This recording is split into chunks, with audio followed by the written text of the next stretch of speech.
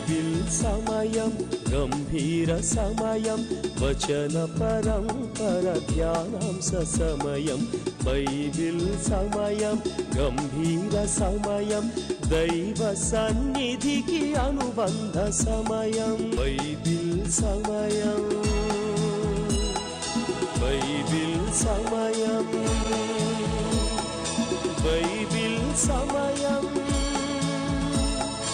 Bible సమయం.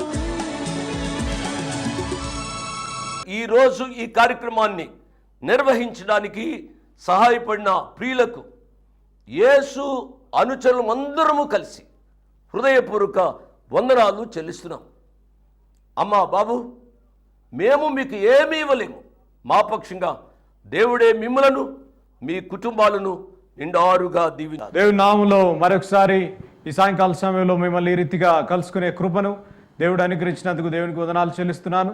మరి ఈ రీతిగా సాయంకాల సమయంలో మనందరం కూర్చొని దేవుని వాక్యము చదువుకుంటా నాకు ఎంతో సంతోషంగా ఉంది. ఈ సాయంకాల సమయంలో మన వాక్యాన్ని ప్రారంభించుకుందాం. చూస్తే యేసావు స్వరము వింటే యాకోబు నిన్ను తడిమి చూస్తే అన్యుడవు నీ స్వరము వింటే క్రైస్తవుండవు.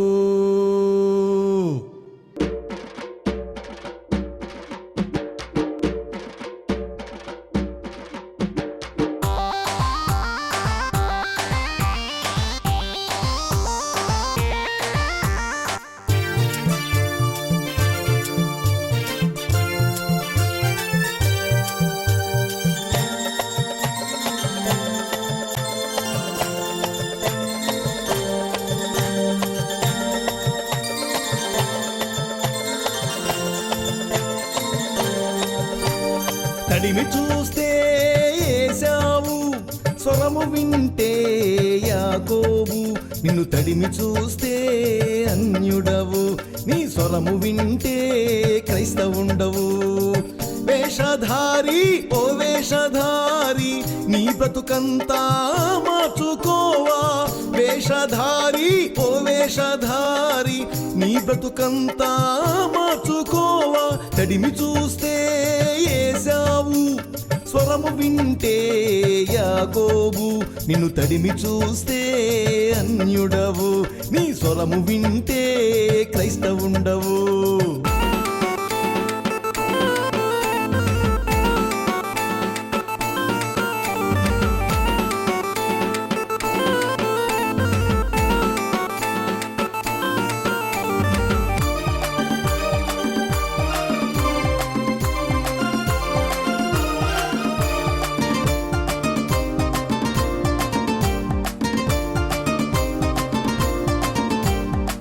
సున్నము కొట్టిన సమాధిలా ఉంటివా, పైన తెలుపే గాని లోపల కుళ్ళు. సున్నము కొట్టిన సమాధిలా ఉంటివా, పైన తెలుపే గాని లోపల కుళ్ళు. నీ బ్రతుకంతా అలా ఉన్నదా, ఆచారాలకు బానిసైతివా.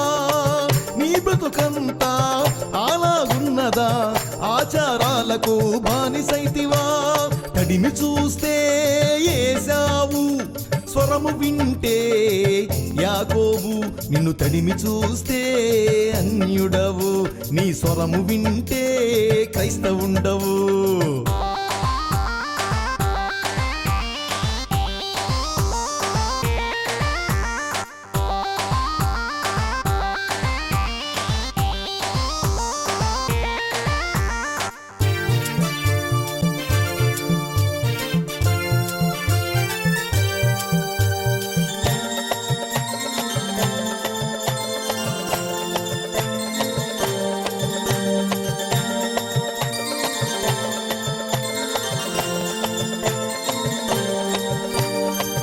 ఏపుగా ఉన్నది అంజూరపు చెట్టు, పైకి పచ్చదనమే దాని ఫలము శూన్యము. ఏపుగా ఉన్నది అంజూరపు చెట్టు, పైకి పచ్చదనమే దాని ఫలము శూన్యము. నీవు కూడా అలాగుంటివా, ఆత్మ ఫలములు కాయకుంటివా. నీవు కూడా అలాగుంటివా, ఆత్మ ఫలములు కాయకుంటివా. తడిమి చూస్తే ఏశావు, స్వరము వింటే యాకోబు. నిన్ను తడిమి చూస్తే అన్యుడవు, నీ స్వరము వింటే క్రైస్తవుండవు.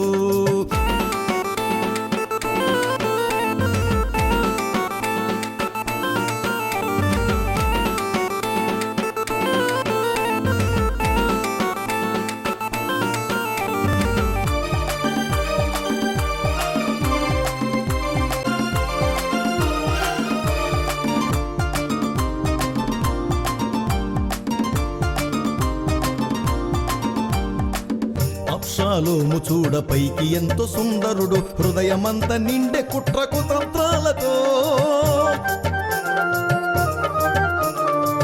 అబ్షాలోము చూడ పైకి ఎంతో సుందరుడు, హృదయమంత నిండే కుట్ర కుతంత్రాలతో. నీవు కూడా మోసంతోను నీ బతుకంతా గడుపుచుంటివా. నీవు కూడా మోసంతోను నీ బతుకంతా గడుపుచుంటివా. తడిమి చూస్తే ఏశావు, స్వరము వింటే యాకోబు. నిన్ను తడిమి చూస్తే. ప్రార్థించుచుండగా నాతో ప్రతి ఒక్కరూ మీరు ఏకీభవించువని ప్రభు పేరిట నేను కోరుతున్నాను. ప్రార్థన చేసుకుందాం. తలలు వంచండి, ప్రార్థన చేసుకుందాం. ప్రేమగల మా తండ్రి, మహాపరిశుద్ధ మా ప్రభువా, ఈ సాయంకాల సమయంలో ఈ రీతిగా ప్రభువా మరి ఒకసారి నేను మీ పాదసన్నిధిలో వచ్చే కృపను మీరు మాకు దయచేసినందుకు మీకు ఎంతో వందనాలు, స్తోత్రాలు చెల్లిస్తున్నాం. నాయన ఈ సాయంకాల సమయంలో ప్రభువా మరి టీవీ ఛానల్ ద్వారా నాయన ప్రియులతో మాట్లాడే కృపను మీరు నాయన అనుగ్రహించిన విధానం బట్టి మీకు ఎంతో వందనాలు. నాయన కొన్ని నిమిషాలు మీ వాక్యం ధ్యానించుచుండగా ప్రభువా మీరు మాతో మాట్లాడమని అడుగుతున్నాం. మీరే సహాయం చేయండి. ఈ సాయంకాల సమయంలో చేరొచ్చిన ప్రతి బిడ్డని ప్రభువా పేరు పేరున మీరు జ్ఞాపకం చేసుకోమని అడుగుతున్నాం. ఎవరికి ఏ అవసరత ఉందో ప్రభువా ఆ అవసరత ఎరిగిన దేవుడు ప్రభువా, మేము వాక్యము ముగించుకునే లోపల ప్రభువా నాయన వారి అవసరతలు నాయన మీరు తీర్చమని అడుగుతున్నాం. వారి అవసరతలు నాయన ఎరిగిన దేవుడు ప్రభువా నాయన మీరు వారి పక్షాన నాయన మీరు బయలుపరిచి ప్రభువా వారికి ఏది అవసరం ఉందో అది నాయన మీ కృపావాక్యంలో నుంచి మీరు తీర్చమని ఈ సాయంకాల సమయంలో ఈ ప్రోగ్రామ్ని నాయన ఈ కార్యక్రమాన్ని మీ పాసనకు పెడుతూ మహిమా ఘనత ప్రభువాలు మీరే పొందమని యేసు ప్రభువారి శ్రేష్టమైన నామములో అడిగి వేడుకుంటున్నాం తండ్రి, ఆమేన్. నాతో ప్రార్థనలో ఏకీభవించినందుకు మీ అందరికీ దేవుని పేరిట వందనాలు చెల్లిస్తున్నాను. లూకాసు సువార్త చూడండి, బైబిల్ ఉన్నవారు లూకాసు సువార్త 14వ అధ్యాయము 16వ వచనం నుండి 24వ వచనం వరకు మన ధ్యాన భాగము. సాయంకాల సమయంలో ఇక్కడ జరిగిన సంఘటన మనం చదివినట్లయితే అనేక సార్లు ఈ వాక్య భాగంలోంచి అనేక బోధలు మీరు విని ఉంటారు. అనేక యాంగిల్స్లో సంఘ కాపురులు కానివ్వండి, మరి టీవీలో కానివ్వండి, మరి మాసపత్రికలో మీరు చదివి ఉంటారు. కానీ నేను చెప్పబోయే అంశము నేను దీన్ని ఒక డిఫరెంట్ యాంగిల్లో బోధించాలని ఆశపడుతున్నాను. అనేక సార్లు మనము కుంటి సాకులు చెబుతూ ఉంటాం కదూ. ఎవరినన్నా మాలాంటి పాస్టర్లు వెళ్ళి ఆ కుటుంబ ప్రార్థన చేస్తూ ఆ కుటుంబంలో ఉన్న ఆ కుమార్తెలు కానీ కుమారులను కానివ్వండి మేము అడిగామనుకోండి, బాబు నువ్వు రక్షింపడ్డావా అన్న వెంటనే వారు ఇచ్చే సమాధానం ఏంటంటే, అంకుల్ ఇంకా మేము we're still working on it, ఇంకా మేము ప్రయత్నం చేస్తున్నాం అని సాకు ఇస్తూ ఉంటారు. ఇంకా అనేక సార్లు కొంతమంది గుడికి రాకుండా ఇంట్లో ఉండి లేదంటే వేరే పనులు చేస్తూ, బ్రదర్ మీరు ఎందుకు గుడికి రాలేదు, ఆర్ సిస్టర్ మీరు ఎందుకు గుడికి రాలేదు అన్న వెంటనే వారు అనేక కుంటి సాకులు ఇస్తూ ఉంటారు.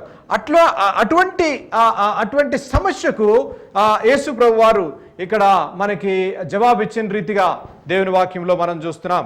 దేవుని వాక్యంలో మనం లూకాసు వార్త 14వ అధ్యాయంలో మనం చూసినట్లయితే 15వ వచనం చదువుకుందాం.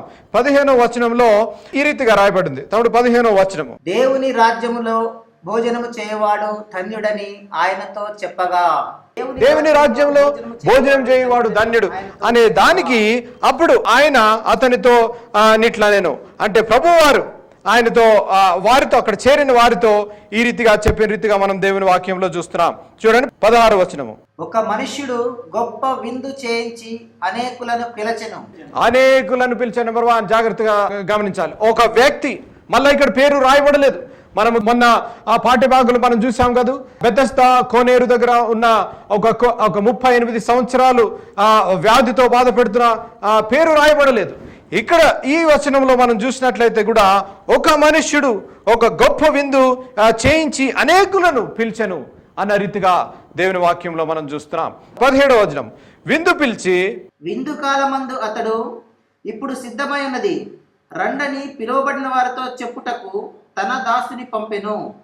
తన దాసుని పంపెను. విందు రెడీగా ఉంది, విందు సిద్ధమై ఉంది, మీరు రండి అని దాసుని పంపించి వారిని పిలిచిన రీతిగా దేవుని వాక్యంలో మనం చూస్తున్నాం. గమనించవలసిన విషయం, అనేక సార్లు సంఘాల్లో పాస్టర్లుగా చేపడిన మేము వాక్యము చేత సిద్ధపడి అనేక ఫెసిలిటీస్ ఇచ్చిన తర్వాత కూడా మనము దేవుని మందిరంలో వెలుటకు అనేక కుంటి సాకులు చెప్తూ ఉంటాం కదా.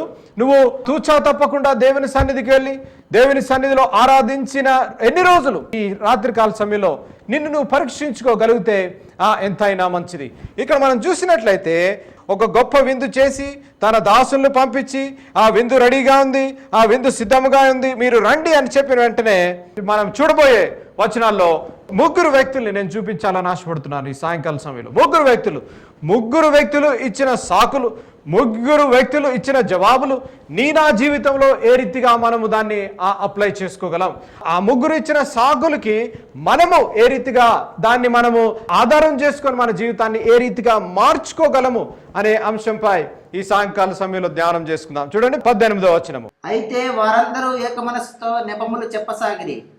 మొదటివాడు, నేను ఒక పొలము కొని ఉన్నాను, అవశ్యముగా వెళ్ళి దాన్ని చూడవలెను. చూసారా, ఇక్కడ మనము ఆలోచించినట్లయితే ఒక వ్యాపారము చేసే వ్యక్తి అతను ఇచ్చే సాకు ఏంటి అనగా, నేను ఒక పొలము కొని ఉన్నాను, ఆ పొలం చూసుకోవాలి.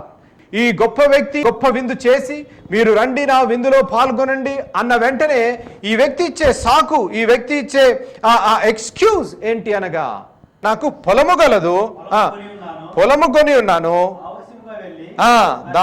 దానిని చూడవలేను.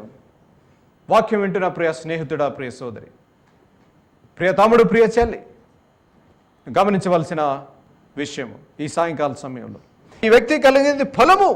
ఆ పొలము has become an excuse for him. ఆ పొలము కొని ఉన్నాను కాబట్టి ఆ పొలమును చూసుకోవాలి కాబట్టి నేను రాలేను కదూ.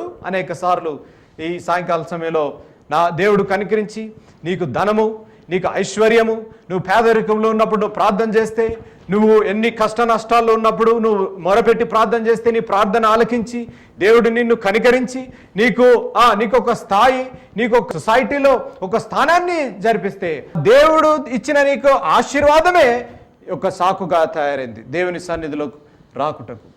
ఈ సాయంకాల సమయంలో పరీక్షించుకోవాల్సిన విషయం, దేవుడు నీకు అనుగ్రహించిన దీవెన, దేవుడు నీకు అనుగ్రహించిన దీవెన దేవుని సన్నిధికి రావడానికి నీకు ఒక సాకు అయిపోయిందేమో. చూసారా, ఇక్కడ మనం చూసినట్లయితే నేను పొలము కొని ఉన్నాను, ఆ పొలము చూసుకుందను, నన్ను క్షమించుము అన్న రీతిగా దేవుని వాక్యంలో చూస్తున్నాం. ప్రియ తమ్ముడు, ప్రియ స్నేహితుడా, నిన్ను దేవుడు దీవించి నీకు ఐశ్వర్యం ఇచ్చాడేమో, దేవుడు దీవించి నిన్ను ఉన్నతమైన స్థాయిలో ఉంచాడేమో, దేవుడు దీవించి నీ వ్యాపారాన్ని ఎంతో ఆశీర్వదించాడేమో. అది ఆ దేవుని సన్నిధికి రాకుటకు, దేవుని సన్నిధిలో సమయం గడుపుటకు, దేవుని పాదాల చెంత రావుటకు అది ఎక్స్క్యూజ్, అది సాగు కావడానికి వీలు లేదు. గమనించవలసిన విషయం, అనేక సార్లు మన జీవితాల్లో పొందుకునే దీవెనలు have become a stumbling black to come to the saviour lord Jesus Christ. మొట్టమొదటి వ్యక్తి వ్యాపారం చేసే వ్యక్తి. ఆ వ్యాపారం చేసే వ్యక్తి ఏమంటున్నాడు, నాకు పొలము గలదు, ఆ పొలము చూసుకోవాలి, నేను నాకు సమయం లేదు అన్న రీతిగా దేవుని వాక్యంలో చూస్తున్నాం. రెండో వ్యక్తిని చూద్దాం. చూడండి 19వ వచనం. మరి ఒకడు, నేను 5 జతల ఎడ్లను కొని ఉన్నాను, వాటిని పరీక్షింప వెళ్ళుచున్నాను, నన్ను క్షమింపవలనని వేడుకొనుచున్నాను నేను. చూసారా, మొదటి వ్యక్తి ఏమో అతనికి ఉన్న ఆ పొలము ఒక విగ్రహారాధన వలె తయారైంది. దేవుడిచ్చిన వరము దేవుని కంటే ఎక్కువైపోయింది కదా. అనేక సార్లు మన జీవితాల్లో కూడా దేవుడు అనుగ్రహించిన పొలం, దేవుడు అనుగ్రహించిన ఉద్యోగము, దేవుడు అనుగ్రహించిన వ్యాపారము మనం దేవుని కంటే ఎక్కువగా ప్రేమిస్తున్నాం. అందుకనే మన జీవితాల్లో కష్ట నష్టాలు, అందుకనే మన జీవితాల్లో శాంతి సమాధానం లేదు. అందుకనే నువ్వు చేయించిన వ్యాపారంలో నువ్వు ముందుకు సాగలేకపోతున్నావు. అందుకనే నువ్వు చేయించిన పనిలో నువ్వు ముందుకు సాగలేకపోతున్నావు.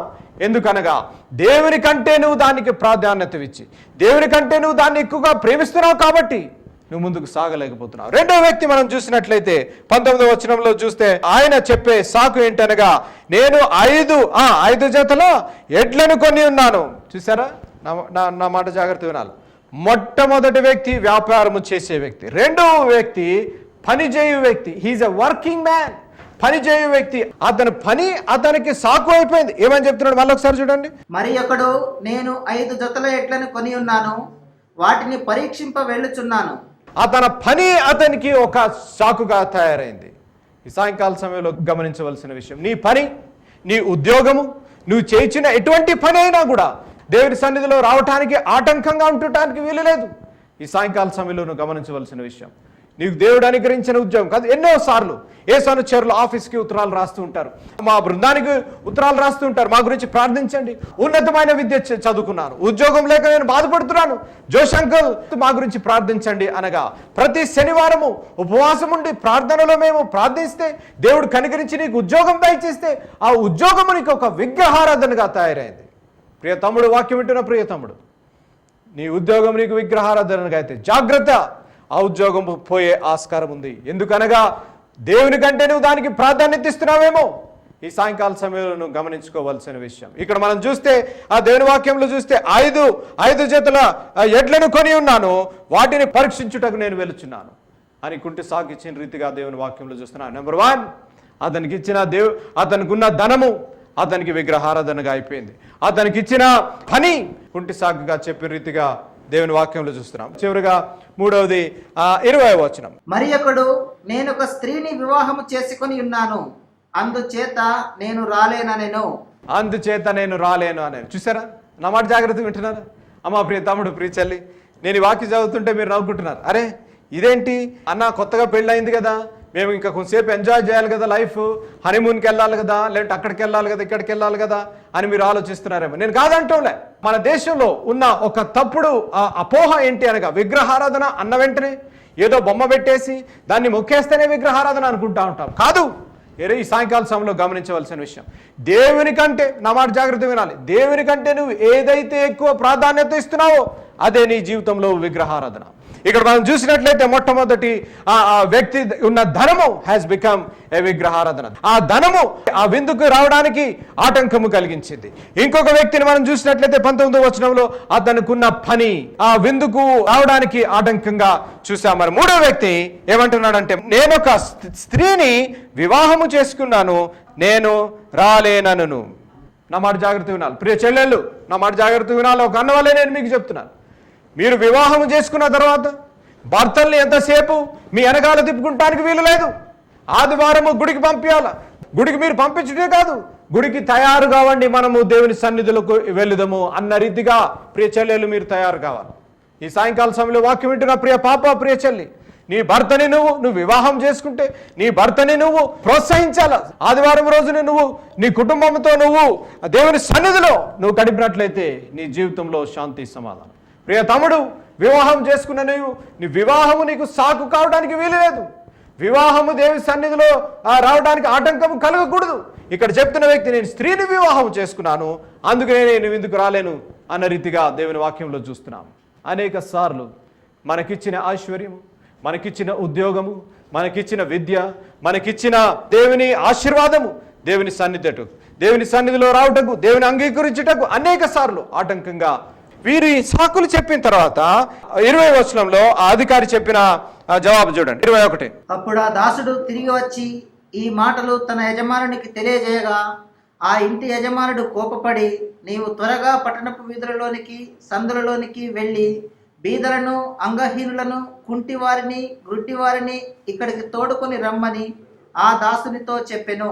అంతటా దాసుడు, ప్రభువా, నీవు ఆజ్ఞాపించినట్లు చేస్తిని గాని ఇంకనూ చోటున్నదని చెప్పెను. నా మాట జాగ్రత్త వినాలి, నేను ముగిస్తున్నాను.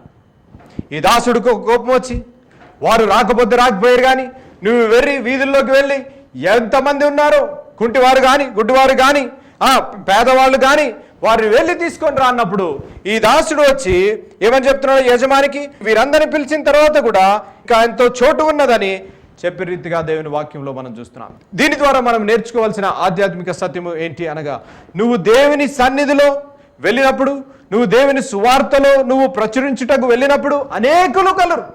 కొంతమంది దేవుని అంగీకరించదురు, కొంతమంది దేవునికి తిరస్కరించదు. అంత మాత్రం చేత దేవుని గురించి చెప్పుట మానివేయుటకు వీలలేదు. అనేకులు కలరు, ఇంకా అనేకులు కలరు.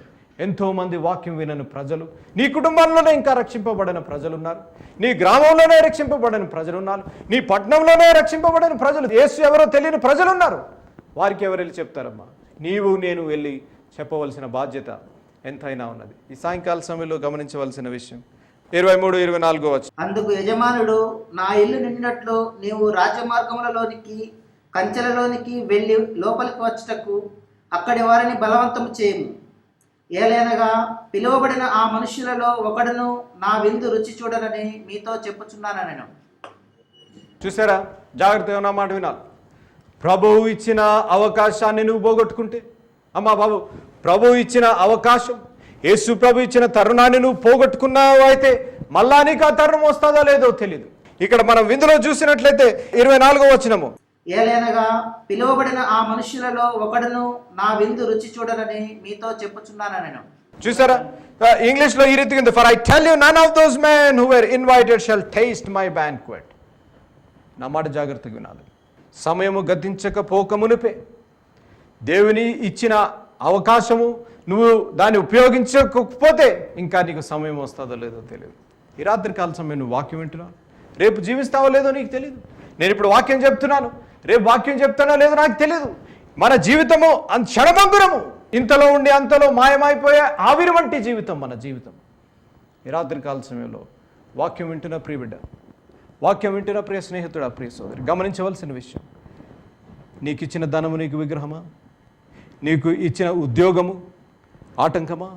నీకు ఇచ్చిన కుటుంబము, భార్య, భర్త, పిల్లలు దేవుని సన్నిధి రావుటకు, దేవుని ఆ విందులో పాల్పొందుటకు నీకు ఆటంకము ఉందేమో లేదో ఈ సాయంకాల సమయంలో నువ్వు నిన్ను పరీక్షించుకోవాలి. నీ జీవితం నువ్వు పరీక్షించుకుంటే, నీ జీవితంలో కష్ట నష్టం, ఇంకా నీ కుటుంబంలో నష్టము, నీ వ్యాపారంలో నష్టము, నీ ఉద్యోగంలో నష్టము, నీ కుటుంబంలో శాంతి సమాధానం లేదు. ఎందుకనగా దేవునికిచ్చే ప్రాధాన్యత, దేవునికిచ్చే స్థాయి నువ్వు ఇవ్వలేకపోతున్నావు. అందుకనే నీ జీవితంలో శాంతి సమాధానం లేదు. ఈ రాత్రి కాల సమయంలో ఉన్న పాటును ఉన్న చోటున నువ్వు దేవుని పాదాల చెంతకు వచ్చి, ప్రభువా నన్ను క్షమించు నాయన, నువ్వు నాకు ఇచ్చిన ధనము, నువ్వు నాకు ఇచ్చిన ఐశ్వర్యము, నువ్వు నాకు ఇచ్చిన ఉద్యోగము, నువ్వు నాకు ఇచ్చిన భార్య, భర్త, పిల్లలు, ప్రభువా ఒక ఆటంకము నీ సన్నిధి రావడానికి ఆటంకం అయిపోయింది ప్రభువా, దయతో నన్ను క్షమించు నాయన అని నువ్వు ప్రార్థన చేసి దేవుని సన్నిధికి వచ్చినట్లయితే దేవుడు నిన్ను దీవిస్తాడమ్మా. అమ్మా బాబు, నిన్ను దేవుడు దీవిస్తాడు.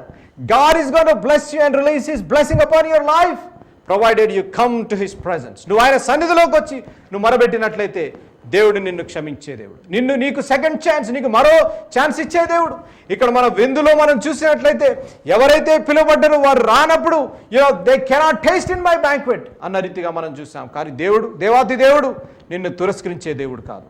ఈ సాయంకాల సమయంలో నువ్వు దేవుని సన్నిధికి వస్తే దావీదుని జ్ఞాపకం చేసుకున్న దేవుడు, సంసోన్ని జ్ఞాపకం చేసుకున్న దేవుడు, యాకోబుని జ్ఞాపకం చేసుకున్న దేవుడు నేను కూడా జ్ఞాపకం చేసుకోవాలని ఆశపడుతున్నాను. దేవుని సన్నిధికి వస్తావా? నువ్వు నిస్పృహ నిరాశలు ఉన్నావేమో, నువ్వు అనుకుంటున్నావు నాకు ఎవరు సహాయం చేసేవారు లేరన్నా, నాకు సహాయం చేసేవారు ఎవరు లేరు బ్రదర్ అని అనుకుంటున్నావేమో. దేవుడు నీ గురించే మాట్లాడటానికి ఈ సాయంకాల సమయంలో ఈ వాక్యాన్ని ఈ ఛానల్ ద్వారా నీతో మాట్లాడులాగా పరిశుద్ధాత్మ దేవుడు తీసుకొచ్చాడు. నువ్వు ఎక్కడున్నావు?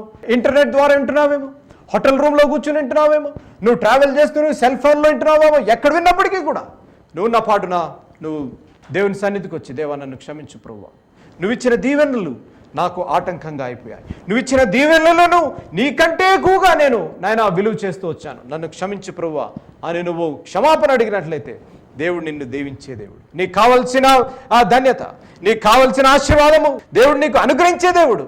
కానీ మొట్టమొదటి చేయవలసిన పని దేవుని సన్నిధికి రావాలి. ప్రార్థన చేసుకుందాం. ప్రార్థించుచుండగా తీర్మానం చేసుకున్న ప్రతి బిడ్డ మీ యొక్క తీర్మానం చేసుకోవాలి. ప్రార్థన చేసుకుందాం. ప్రేమగల మా తండ్రి, మహాపరిశుద్ధ మా ప్రభువా, నాయన ఈ సాయంకాల సమయంలో ప్రభువా మాతో మీరు మాట్లాడినందుకు మీకు ఎంతో వందనాలు.